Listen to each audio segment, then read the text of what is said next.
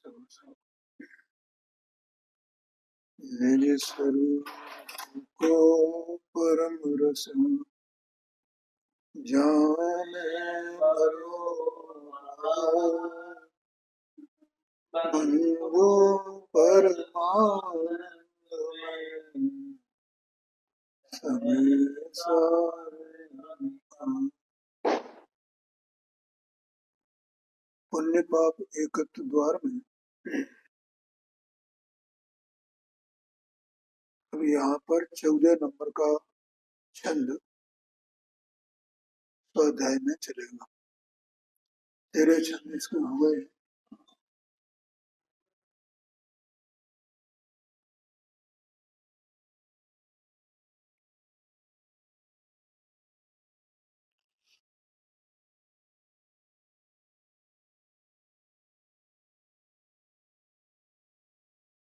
अभी तक इसमें पूरा पुण्य पाप का एकत्व स्पष्ट कर दिया गया है, और ये जो जिनको विभाव भाव कहा जाता है, चाहे वो पुण्य हो चाहे पाप हो, माने अशुभ भाव हो का शुभ भाव हो, ये सब मुक्ति के मार्ग में बाधक हैं। ठीक है, ये बात 13वीं छंद में कही गई थी। तो इस प्रकार से अनेक प्रकार से ये बातें और प्रश्नोत्तर उठा करके, प्रश्न उठा करके उनके उत्तर के रूप में भी अनेक कथन किए। और अब 14 नंबर का जो छंद है उसमें कहते हैं ज्ञान और शुभाशुभ कर्मों का ब्यौरा। देखो, यह 14 नंबर के छंद में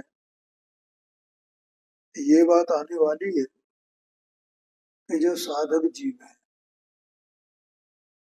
जीव तो सत्स्वरूप है, और जो साधक जीव है वो अपने सत्स्वरूप को जानता है, लेकिन साधक अवस्था है ना, तो साधक अवस्था उसको कहा जाता है जहां तक साध्य की सिद्धि नहीं हो जाती है, और साध्य है तो वो है मोक्ष।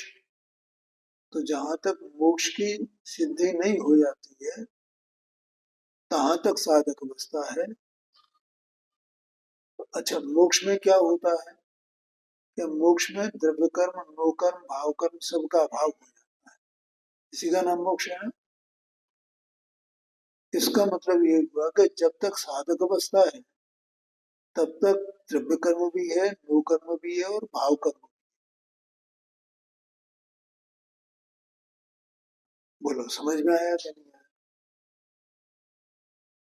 इसका मतलब ये हुआ कि जो साधक है उस साधक की अवस्था में दो भाव चलते हैं।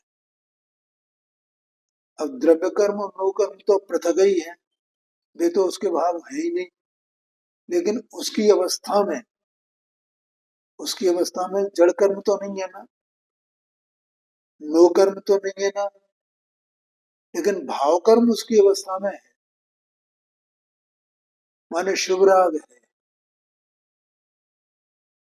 तो उसकी बात यहाँ बताते हैं। देखो, यहाँ इसको अपन पढ़ते हैं।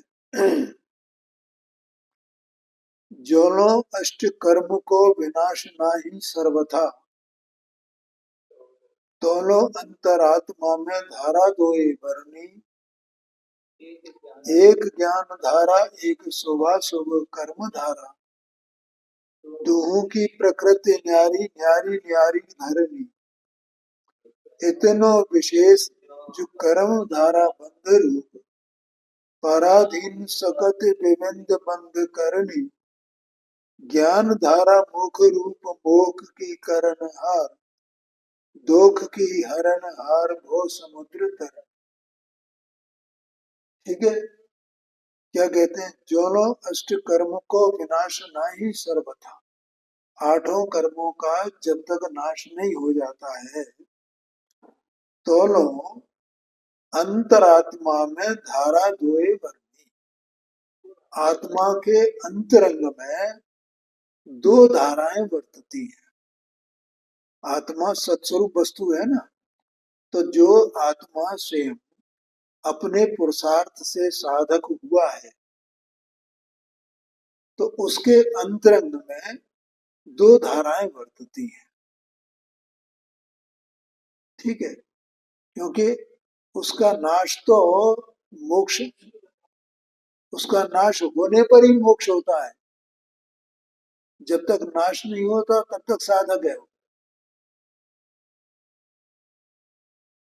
इसलिए यहाँ ये कहा भी था, जोनो अष्ट कर्मों को विनाश नाई सर्वथा, सर्वथा अष्ट कर्मों का नाश हो जाना चाहिए।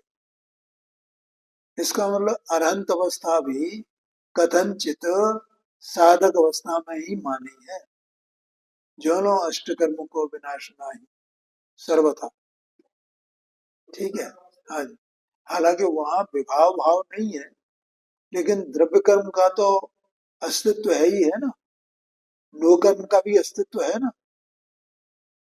इसलिए इसलिए यहाँ लिखा, जोनो अष्ट कर्मों को विनाश नहीं सर्वथा। खैर, तो यहाँ तोलो अंतरात्मा में धारा धोए भरनी। अब अंतरात्मा का अर्थ दो बातें हैं, दो प्रकार से। एक तो बहिरात्मा, अंतरात्मा और परमात्मा, ऐसे अंतरात्मा अपन कहते हैं। और एक अंतरात्मा माने आत्मा के अंतरंग में, आत्मा जो द्रव्य है तो उसके अंतरंग में दो धाराएं वर्तती हैं, ऐसे भी अपन कह सकते हैं उसको।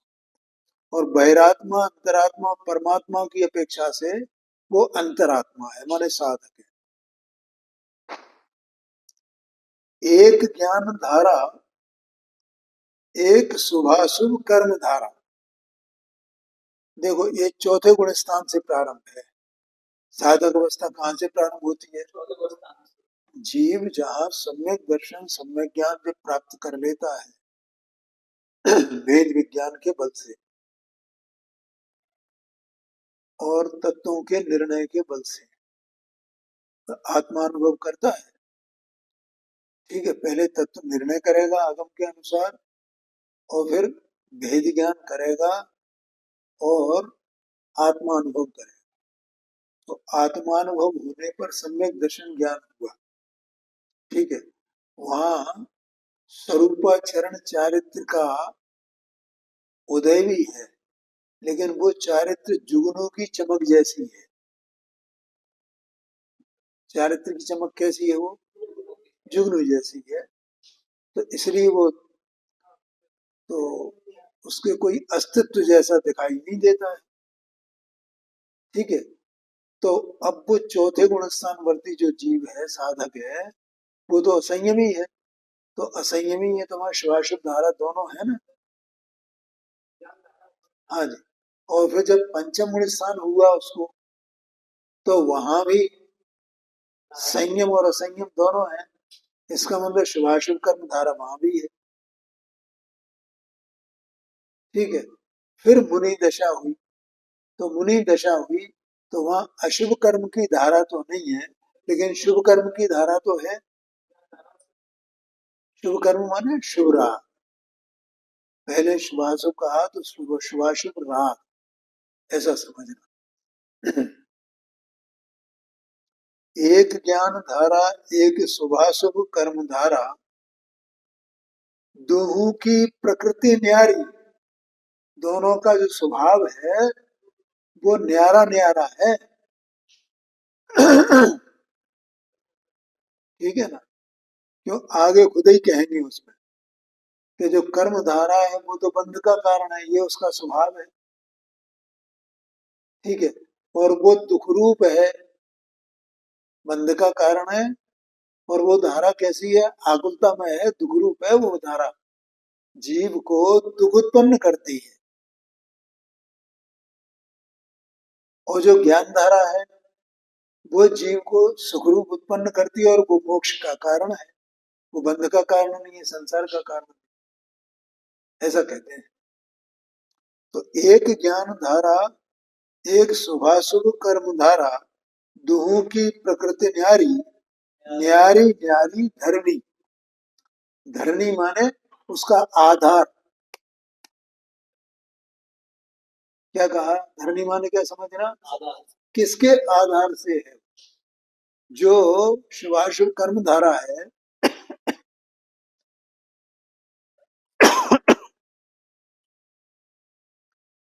उसका आधार तो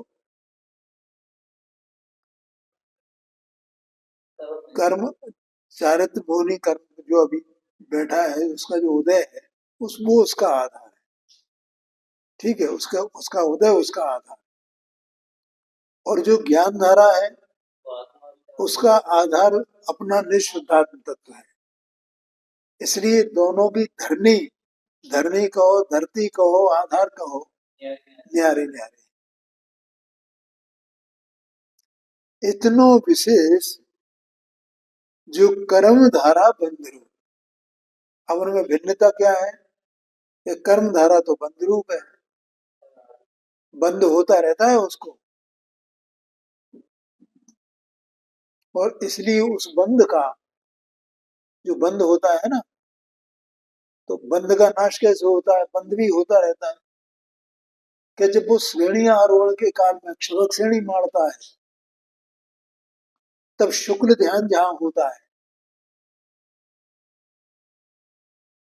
8वें 9वें 10वें गुण स्थान में और फिर 12वें गुण स्थान में तो शुक्ल ध्यान होता है। उसके द्वारा वो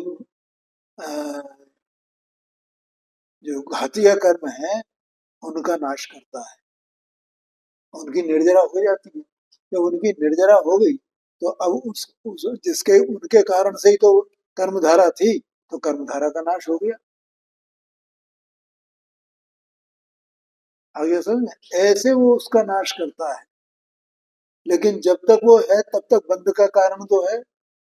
अगर क्षमक श्रेणी नहीं होगी और वो छठवें सातवें में रहेगा और श्रेणी आरोहण न करे, अथवा उपशम श्रेणी आरोहण करे और फिर नीचे आ जाए, हाँ जी, तो भी वो कर्मधारा बनी रहेगी, उसका नाश नहीं होगा। क्योंकि वो तो उसका ऑप्शन हो जाएगा बस, फिर वो प्रकट हो जाएगी। ठीक है, वहां भी नाश नहीं है। और फिर इतने में ही मान लो देह का वियोग हो गया, तो फिर वो बंध जो हुआ, उसके कारण वो स्वर्ग में जाएगा और फिर लौट करके यहाँ आएगा। और वहां जाएगा तो वहां तो फिर चौथा गुण स्थान हो गया। जितना जो कुछ प्राप्त किया था, वो सब छूट गया। ऐसा में इसलिए वो बंध का कारण सिद्ध होता है।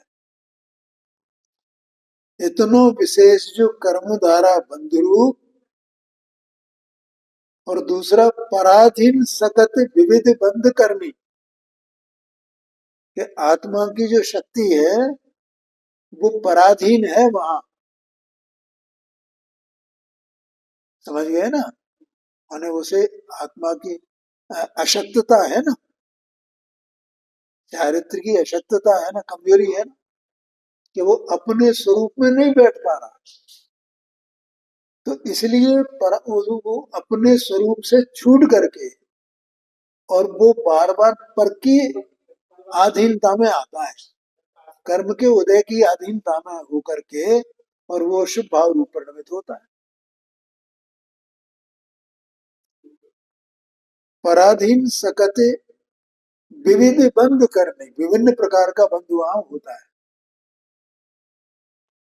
ज्ञान धारा मोख रूप मोख की करना। अब जो ज्ञान धारा है वो क्या है? मोक्ष स्वरूप है, निराकुत स्वरूप है। वो तो बिल्कुल आनंद आनंद आनंद आनंद आनंद बरतता है उसमें, और वो मोक्ष का कारण है। दोख की हरण हार, दोष का निवारण करने वाली, दोष माने दोष, माने दोष माने कमजोरी, उस कमजोरी को दूर करने वाली है वो।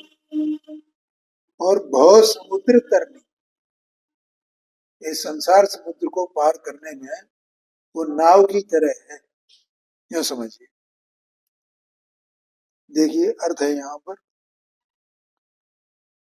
जब तक आठों कर्म बिल्कुल नष्ट नहीं होते, तब तक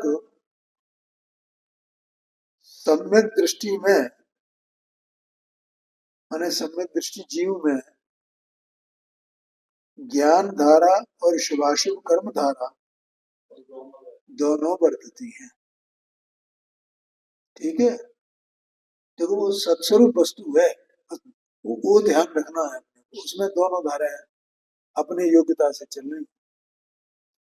दोनों धाराओं का जुदा जुदा स्वभाव और जुदी जुदी सत्ता है। तो आत्मा एक वस्तु, अभिन्न वस्तु, और आत्मा की अवस्था में दो धारा। ख्याल में देखो, मैं कई बार दृष्टांत देता हूँ। पानी को गर्म किया ना, अब वो ठंडा हो रहा है, उबाल दिया, उसको 100 डिग्री पे पहुंच गया, और उसे अग्नि का संयोग हटा दिया और रख दिया गया है, तो वो धीरे धीरे ठंडा हो रहा है। हाँ जी, हाँ जी, दोनों धाराएं बढ़ रही हैं। अपन देखो, ये ठंडा हुआ क्या नहीं हुआ, तो अब गर्माई की तरफ देखेंगे, अभी ठंडा नहीं हुआ है। हाँ, और उसके पानी के स्वभाव की तरफ से देखेंगे तो हाँ, थोड़ा ठंडा ठंडा हो गया, अभी कुछ ठंडा हो गया है, अभी पूरी तरह ठंडा नहीं है। तो वो ठंडा ठंडे की तरफ से देखा, माने स्वभाव की तरफ से देखा। ऐसे ज्ञान ज्ञान धारा स्वभाव की तरफ से देखी जाती है, और कर्म धारा कर्म रूपी जो अग्नि है उसकी अपेक्षा से देखी जाती है। और है दोनों पानी में एक ही सत्ता में है, ऐसे ही यहाँ पर है। विशेष भेद इतना है कि कर्म धारा बंधरूप है, आत्म शक्ति को पराधीन करती है तथा अनेक प्रकार के बंध को बढ़ाती है।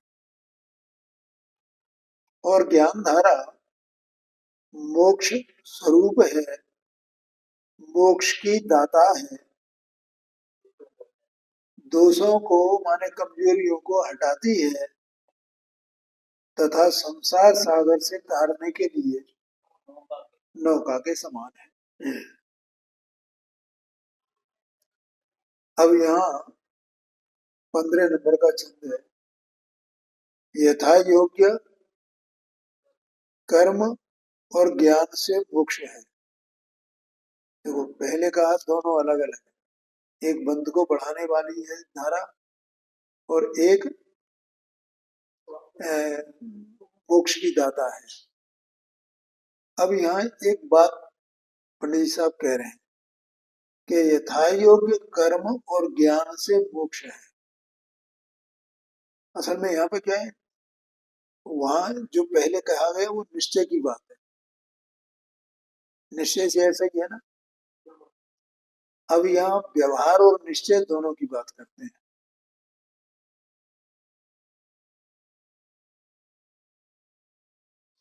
तो अपन इसको पहले इसका पाठ करते हैं।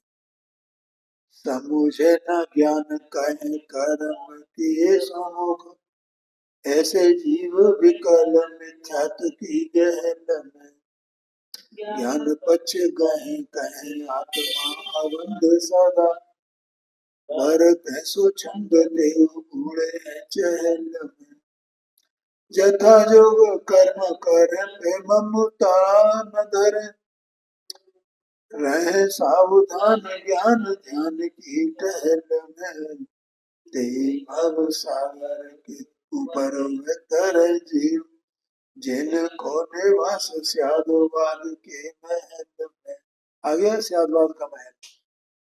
ठीक है, देखो बहुत विचित्र बातें हैं वास्तव में। समुझे न ज्ञान कहे कर्म कियो सो मोख, जो ज्ञान को नहीं जानते हैं,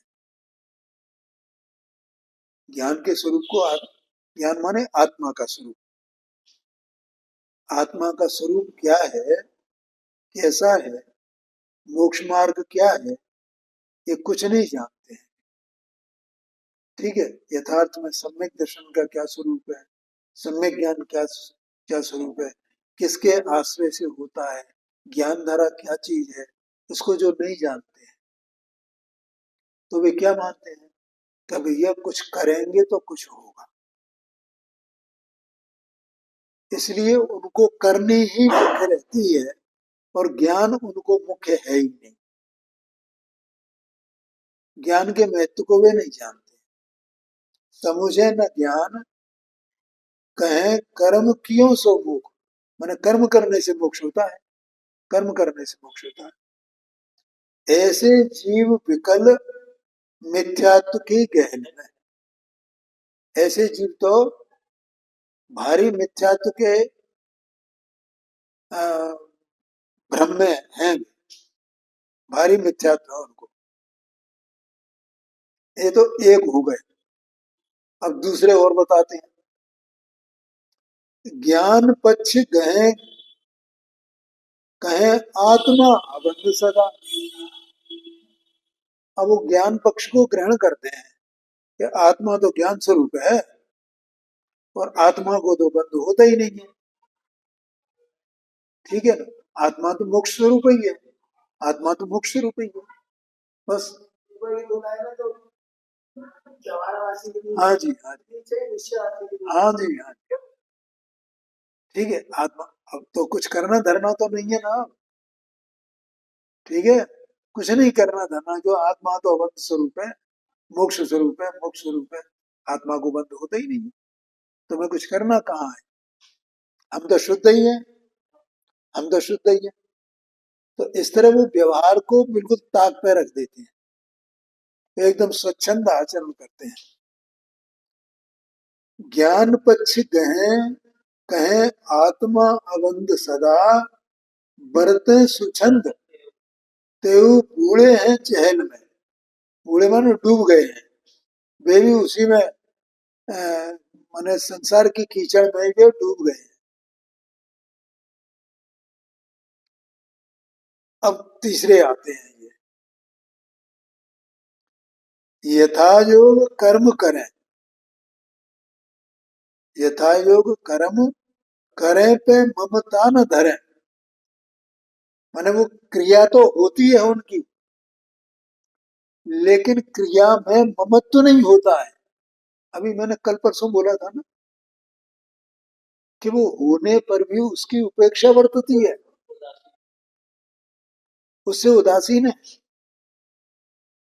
ध्यान में आया, वहां ज्ञान है ना, तो ज्ञान, वो सम्यक ज्ञान ये जानता है कि मेरा कौन है और कौन नहीं है, ठीक है, और ये क्रिया मेरी नहीं है, मैं इसका कर्ता नहीं, मैं इसका स्वामी नहीं, ये मेरा स्व नहीं, ये स्वकारण से है। अभी तो इसमें बताया ना कि धर्मी दोनों की भिन्न भिन्न है, दोनों का आधार भिन्न भिन्न है, ऐसा वो ज्ञान ही जानता है। इसलिए क्रिया करता हुआ भी उस क्रिया में ममत्व नहीं करता है, और क्रिया तो होगी ना, ठीक है, वो क्रिया करता है, ये कहना भी उपचार है, व्यवहार है, वास्तव में तो वो करता है, ऐसा कहने में भी अच्छा नहीं लगता है, लेकिन कहा पर ये यथा योग कर्म करे, क्योंकि वहां परिणमन है ना, आत्मा एक वस्तु है ना, तो उसमें परिणमन है, तो वो परिणमन में दो धाराएं हैं, ठीक है, तो एक धारा को जो कर्म धारा उसी को कह रहे हैं यथा योग कर्म करें। यथा योग माने भूमिका के अनुसार, भूमिका माने अगर चौथा गुण स्थान वर्ती है तो उसकी क्या क्रिया होगी, पंचम गुण स्थान वर्ती है तो उसकी कैसी क्रिया होगी, और मुनि दशा है तो कैसी क्रिया होगी, यथा योग कर्म करें। लेकिन चाहे चौथे गुण स्थान वाला हो, चाहे पंचम गुण स्थान वाला हो, चाहे मुनि दशा हो, सब में ही वो उसमें ममत्व नहीं करता है, उससे ज्ञान है ना, ममत्व कौन नहीं करता है, ज्ञान नहीं करता है। और आत्मा तो ज्ञान स्वरूप ही है ना, और वो ज्ञान प्रकट हो गया माने सब में ज्ञान हो गया है। तो ज्ञान जानता है माने आत्मा जानता है ऐसा। ज्ञान जानता है माने क्या, ज्ञान तो आत्मा से ही अभेद है ना, आत्मा का ही भाव है ना। आत्मा जो कुछ भी करता है अपने ज्ञान से करता है ना। तो आत्मा क्या करता है कि वो जो ज्ञान धार वो कर्म धारा है उसको जानता है, लेकिन उसका करता नहीं है। करता नहीं है, उसका ममत्व नहीं है, उसका स्वामित्व नहीं है। इसका मतलब है वो जानता है कि ये है, और ये स्वकारण से है ऐसा भी जानता है। हाँ जी, हाँ जी, हाँ जी, हाँ। माने क्या, मेरे कारण से नहीं है, क्योंकि ये ज्ञान का कार्य ही नहीं है। ज्ञान का कार्य तो जानना है, तो मैं तो जानने वाला हूँ, मैं करने वाला नहीं, ऐसा जानता है। इसलिए अब ये तो व्यवहार में से कहा है, यथा जो कर्म करे, करे ऐसा शब्द आया ना, करता है नहीं, तो अभी करना कहा, ये उपचार है। यथायोग कर्म करे पे ममता न धरे, लेकिन ममत्व नहीं करता है। समझ में आया, देखो जो ऊपर वाली दो लाइनें है ना, समुझे न ज्ञान कहें कर्म किया सो मुख, तो वे तो बुद्धि पूर्वक अज्ञान दशा में आत्मा को नहीं जानते हुए करते हैं। वे तो बुद्धि पूर्वक करते हैं, उसमें अहम करते हैं, उसमें ममत्व करते हैं, उसमें स्वामित्व करते हैं कि हमें ये करने योग्य है, और हम करते हैं, और इससे हमको मोक्ष मिलेगा। तो अपने को कर्ता मानेगा तो कर्तव्य में भी एकत्व बुद्धि रहेगी ना। देह मन वाणी में बाहर की जो भी क्रिया चल रही है उसमें सब में, हाँ, मैं ये त्याग कर सकता हूँ, मैं ये जीवों की रक्षा कर सकता हूँ, है, मुझे ये करना चाहिए, मुझे ये उपवास करना चाहिए, तब करना चाहिए, ऐसा मानता है। जथा जो कर्म करें पे ममता न धरे, रहे सावधान ज्ञान ध्यान की टहल में। सावधान काय में है वे? मान वो ज्ञान ध्यान के तो करता है, लेकिन उस क्रिया के करता भी नहीं है, शुभ राग के वे करता नहीं है, ऐसा कहते हैं। देखो वो 10 नंबर की गाथा है, उसमें रतन साहब का चरण में, तो कई बार मैं याद करता हूँ उसे। मुनिराज का स्वरूप उसमें बताया गया है। विषयाशा वशाती तो निरारंभी निरारंभो परिग्रही ज्ञान ध्यान तपो रखता तपस्वी सब प्रशंसित है। ये 10 नंबर का 10 नंबर की गाथा है श्रव का चरण। तो वहां क्या मतलब है कि विषयों की आशा उनके नहीं है, विषयों की इच्छा नहीं है। विषयाशा वशाती तो, विषयों की आशा से वे अतीत हो गए, ठीक है। और निरारंभ वो अपरिग्रही, के निरारंभ है, उनका कोई आरंभ नहीं है, और अपरिग्रही है। और ज्ञान ध्यान तपोरकता, उनका क्या काम है कि ज्ञान ध्यान की टहल में, जो यहाँ कहा ज्ञान करना और ध्यान करना। तो ज्ञान करना तो आत्मा का चिंतन करना, विचार करना, और ज्ञान करना तो स्वाध्याय करना, ये व्यवहार से ये ध्यान हो गया ना। और ध्यान करना माने आत्मा का ध्यान करना, धर्म ध्यान सुख ध्यान रूप परमन करना, ये ज्ञान ध्यान। ज्ञान ध्यान की टहल में माने वे उसमें सावधान नहीं होते हैं। अभी कल इन्होंने भगवती ने प्रश्न किया प्रमाद माने क्या। तो प्रमाद माने अपन तो माने शरीर संबंधी जो आलस है उसको आलस को प्रमाद मानते हैं। हाँ जी। तो मैंने उनको बताया भैया ये बाहरी आलस को नहीं, यहाँ अंतरंग का आलस है, इसको उसको प्रमाद कहा। माने कि अपने स्वरूप में सावधान न हो करके व्रतादि के प्रति सावधान हो, ठीक है ना। तो उसमें वो छठवां गुण स्थान होता है मुनिराज को।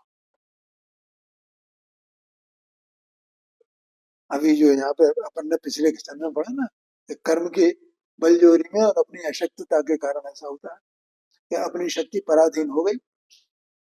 अब ये कथन की शैली इस प्रकार की है, क्या करो, लेकिन वस्तु स्वरूप यथार्थ बने समझना उस कथन में, क्योंकि भाषा तो एक ही यही रहेगी, भाषा पे नहीं जाना, भाव पे जाना।